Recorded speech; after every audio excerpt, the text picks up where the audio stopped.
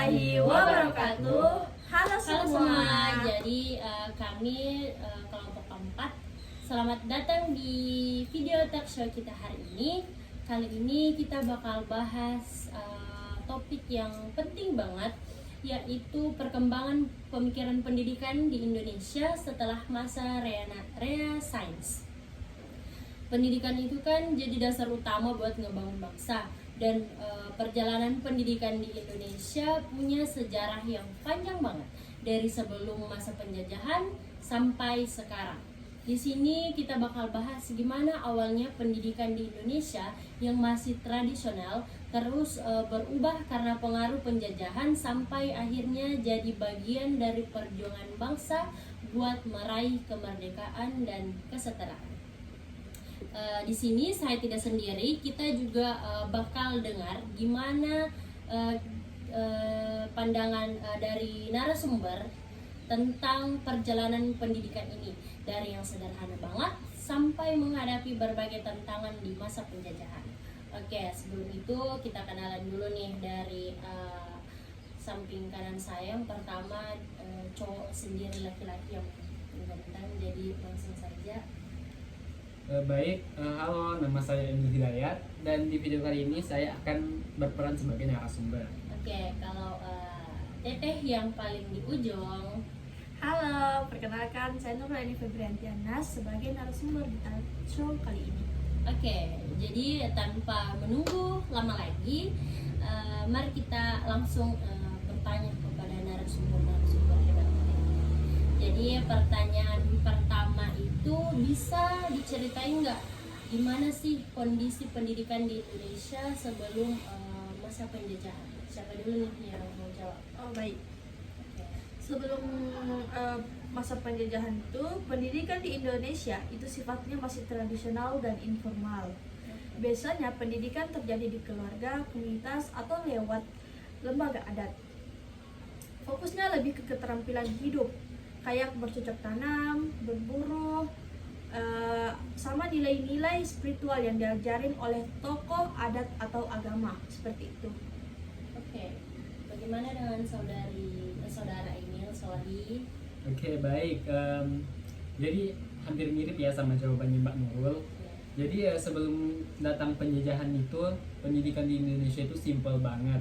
Anak-anak dari keluarga-keluarga itu cuma belajar dari orang tua mereka sendiri, sama belajar dari orang-orang yang dianggap paling pintar di kampung-kampung itu. Mereka tuh diajari cuma kayak yang sama tadi, kayak berburu atau bercocok tanam. Oke, terus waktu penjajahan datang, apa yang berubah dari sistem pendidikan kita? Kedatangan penjajah itu, terutama Belanda, bikin sistem pendidikan berubah total. Mereka mulai memperkenalkan pendidikan formal, tapi sayangnya diskriminatif banget. Pendidikan cuma buat anak-anak Eropa atau pribumi dari kalangan bangsawan. Misalnya ada sekolah seperti Europe School yang cuma nerima murid dari kalangan tertentu. Sementara anak-anak pribumi biasa nggak punya akses pendidikan yang seperti itu, yang layak misalnya. Oke, bagaimana dengan saudara Emil? Iya, seperti yang dikatakan Mbak Nurul tadi ya. Jadi kedatangan penjajah di Indonesia itu, mereka bangun sekolah, cuman yang diterima itu cuma anak-anak bangsawan sama anak-anak Eropa. Jadi untuk anak-anak biasa sendiri, mereka itu tidak punya akses untuk masuk ke sekolah itu. Jadi mereka itu cuma kayak dibiarin aja, kayak diperbudak gitu kan. Tapi lama-lama juga karena kesadaran dari masyarakat juga kan, akhirnya mereka mau ngebangun sekolah buat rakyat mereka sendiri. Oke, Menarik ya.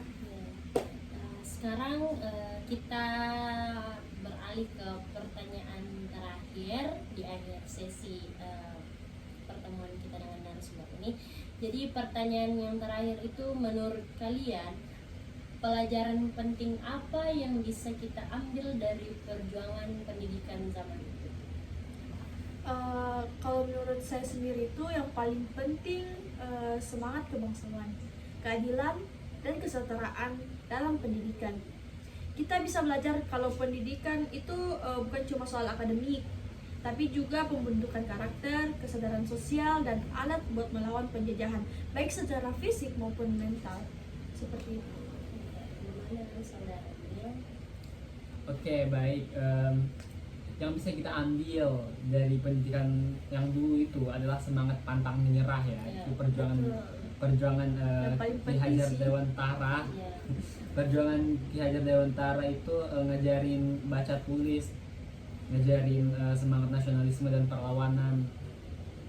Mereka ngerti kalau pendidikan itu adalah kunci keberhasilan buat rakyat kita sendiri juga. Jadi ya harus diteruskan lah sampai sekarang, jangan pudar semangat nasionalismenya. Oke, seru banget ya kita ngobrol dengan narasumber hebat kita yang ada di sebelah kanan saya, dua orang ini. Jadi dari obrolan kita hari ini dapat saya simpulkan bahwa kita tahu kalau perjalanan pendidikan di Indonesia itu panjang dan penuh dengan tantangan. Sebelum penjajahan, pendidikan masih tradisional, fokusnya lebih ke keterampilan hidup dan nilai-nilai spiritual. Pas penjajah datang, sistem pendidikan berubah jadi formal, tapi sayangnya nggak adil.